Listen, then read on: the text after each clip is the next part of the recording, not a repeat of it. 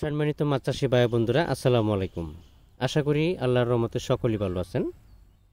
আমার এই ভিডিওটি যদি ভালো লাগে অবশ্যই একটা সাবস্ক্রাইব করে রাখবেন পরবর্তী নতুন ভিডিও দেখার জন্য।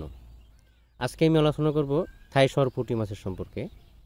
এই যে দেখেন কত বড় বড় থাই সরপুঁটি মাছের পোনা, একবারে বাছাইকৃতভাবে এক সাইজের মাছের পোনা। আপনারা যদি থাই সরপুঁটি মাছের পোনা সংগ্রহ করতে চান আমাদের সাথে যোগাযোগ করতে পারেন। গ্রেডিং করে নেয়ার জালদা কাড়াই করে বাছাইকৃত করে তারপরে মাছের পোনাগুলো আমরা দিব।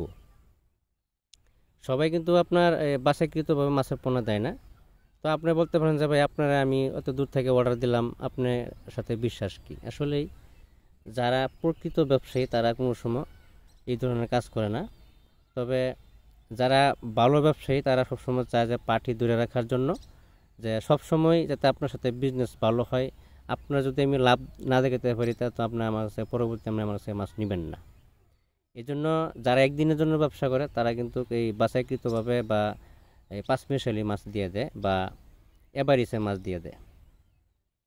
তো যে কোনো হ্যাচারি থেকে মাছের পোনা সংগ্রহ করার আগে আপনার ভালো মানের বা উন্নত মানের বড় ব্রড মাছ থেকে যে উৎপাদিত পোনাগুলো আছে এই পোনাগুলো সংগ্রহ করার চেষ্টা করবেন। তাহলে আপনার কালচারের করতে সুবিধা হবে, মাছগুলো দ্রুত বড় হবে। আর এই মাছের খাবার কচুরিপানা বা অন্য অন্য যদি খোল খাওয়াতে পারেন বা ঘাস, কচুরিপানা, ফিডও খাওয়াতে পারেন, সমস্যা নেই। তবে ফিডের খরচ বেশি হয়, কিন্তু অন্য ওই কচুরিপানা দিয়ে কিন্তু সবথেকে বেটার হয় খাবার দিক দিয়ে।